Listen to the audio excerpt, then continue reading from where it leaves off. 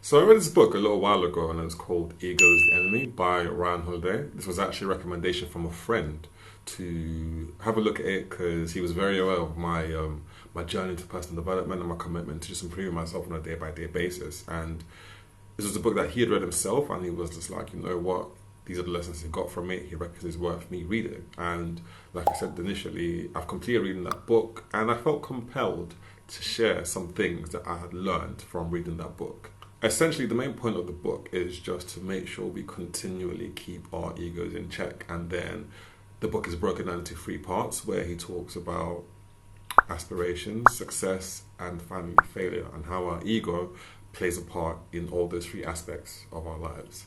So off the back of that, I figured this would be a good time to talk about those 3 aspects of our lives, and I will also touch on how ego manifests itself. I will also touch on how ego I will also talk about how ego manifests itself in our lives.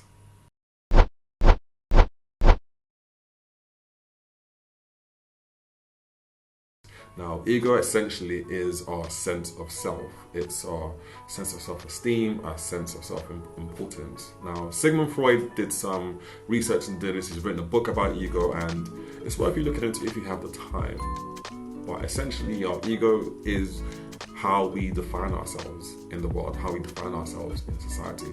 Everyone has an ego, quite literally everyone. It could be big, it could be small, but everyone you meet, everyone on this planet, from the moment we are born to the moment we die, we have an ego because this contributes to our identity. Everyone's got an ego. Now, I know that when the word ego comes to play, there's usually a lot of negative connotations. You think of egotistical, egocentric, all these words that are formed off the back of ego. Ego on the surface is not bad. Ego is simply a sense of self. The danger comes when it becomes either too big, where it's overinflated, or to a lesser degree too small, where our ego isn't big enough and we accept people walking all over us.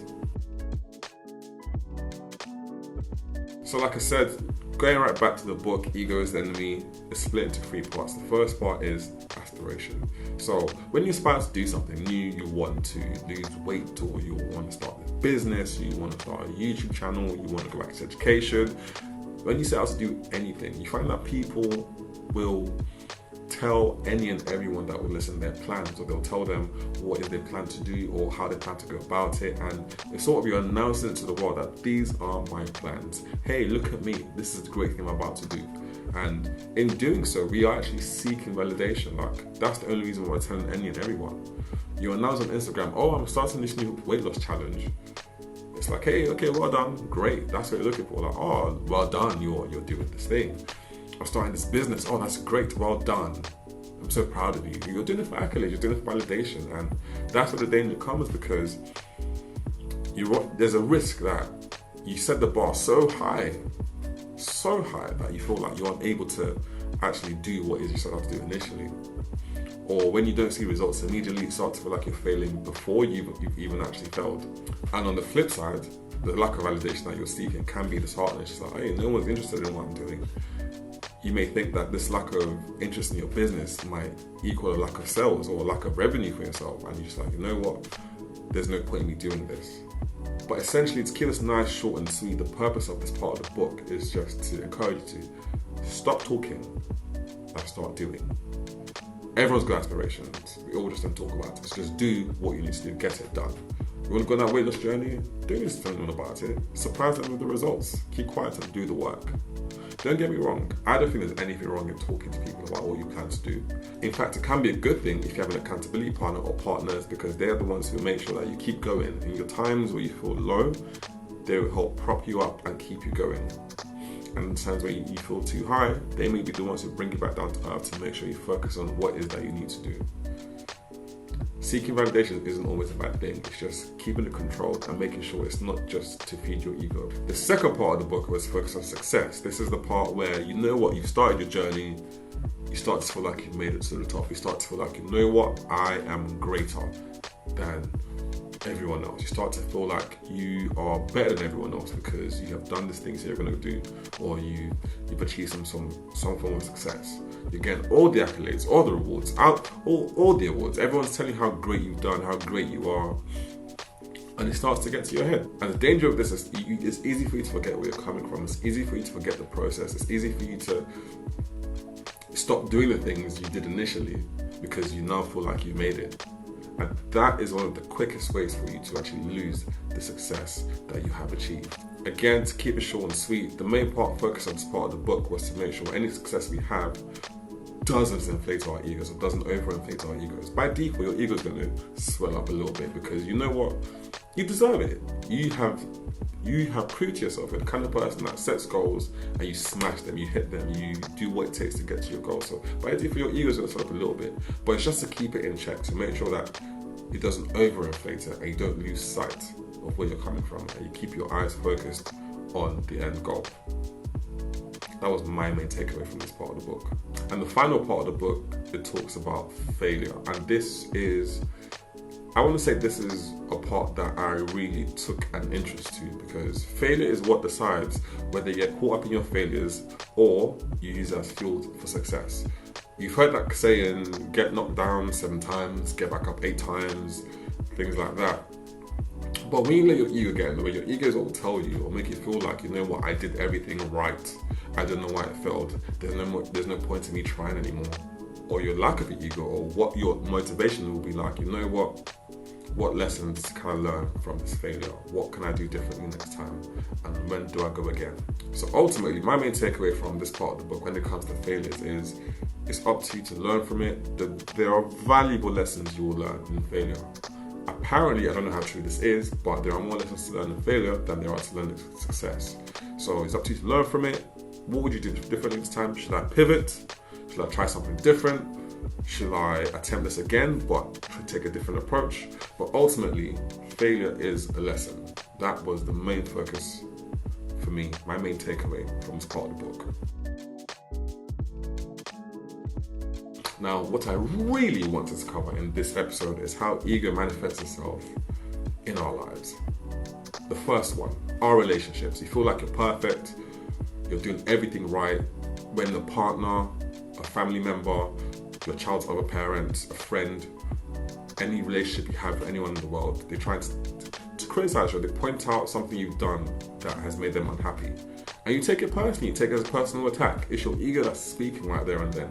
It's actually not you, it's your ego that's saying, you know what, this person expressing themselves, how dare they say this? Or why would they take what I've done personally? Like, forgetting that, you're just taking their response to your behavior, you're taking it as an attack.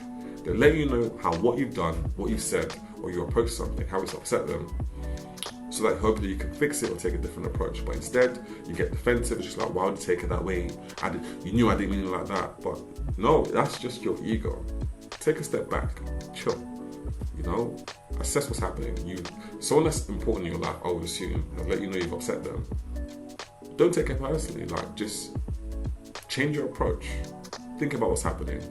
Think about their unhappiness, and move on from it. The second way it manifests itself in our lives is when it comes to money. You look at other people's material possessions and you get jealous. You feel like you're more deserving. You feel like this person doesn't do much. Why have they got so much money? Or you ignore that person's journey. I feel like, I should be entitled to that amount of money. You forget what you have, what you own, and you're looking over your shoulder like, they've got that. Why don't I have that? And then you're full of envy. It's envy, it's jealousy, and it's your ego. Why do you feel like you're more entitled to money or material possessions than they do? Why do you even know what they're doing with their money? Do you know if they're broke? You don't know any of these things, but you just look at what they have and feel like you're more deserving than they are. It's definitely your ego that's speaking. The way I've always seen it is, if someone else has more than I do, I don't know where they're coming from. I don't know their journey. I don't know the hours, the days, the years they put in to make that amount of money. But the way I see it for me, if you, my peer, you're capable of doing this, surely, I can do it too.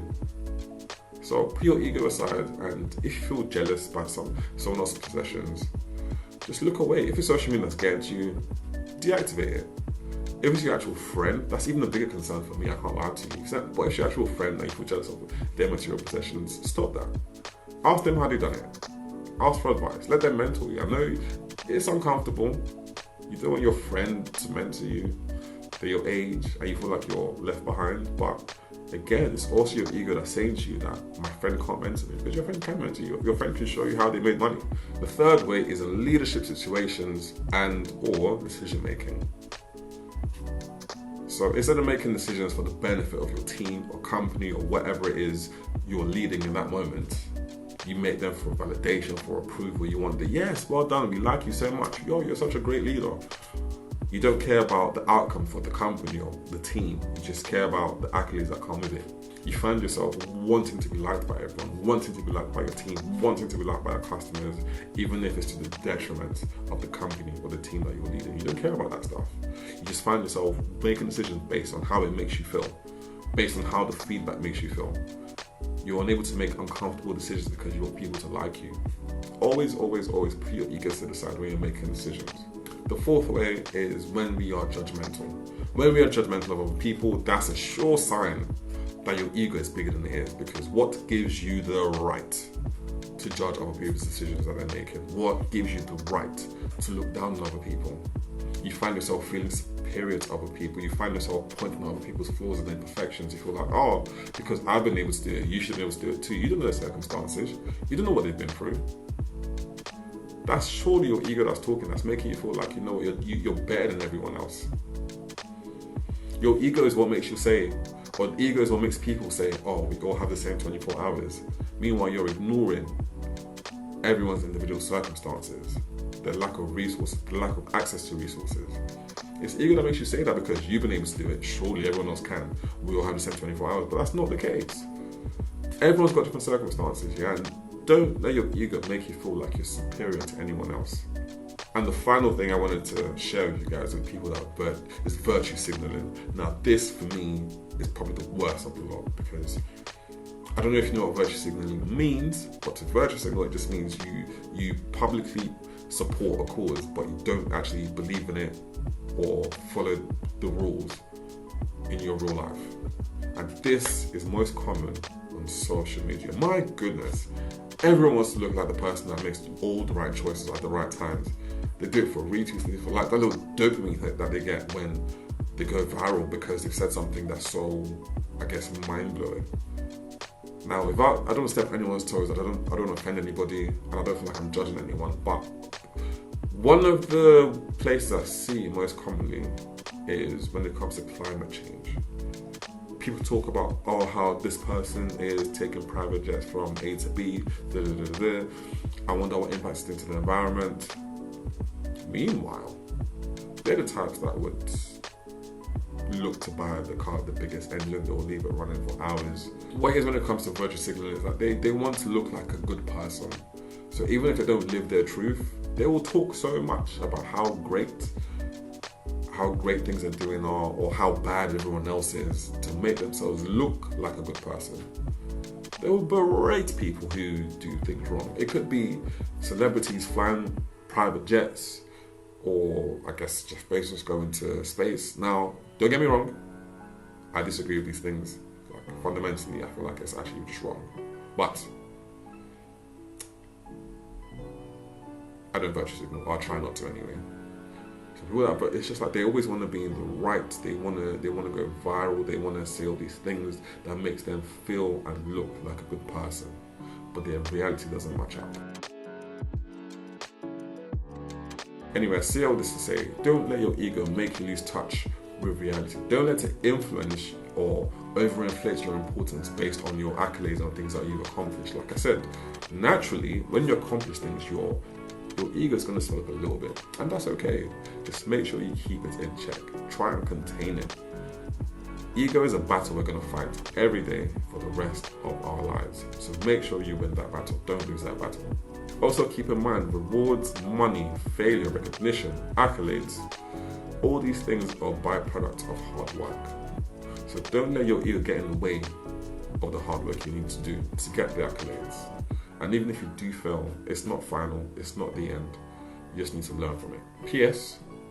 If you're out seeking validation and you don't get it, for example, you post a picture and you don't get a certain number of likes, or you post a video and you don't get a certain number of views, always keep in mind that you are not entitled to these things. I'll repeat myself. You are not entitled to these things. So you may feel hurt or butthurt or feel the type of way that you feel unsupported. But once again, you are not entitled to these things. So that's all I have for you today, guys. If you enjoyed this episode, you learned something new, make sure to share it with friends, share it with a family member, share it with someone you feel would benefit and appreciate this information. And I'm going to leave you how I always leave my best, to make a decision today that future you will be grateful for. Future you will be grateful for keeping your ego in check from now. So until next time, guys.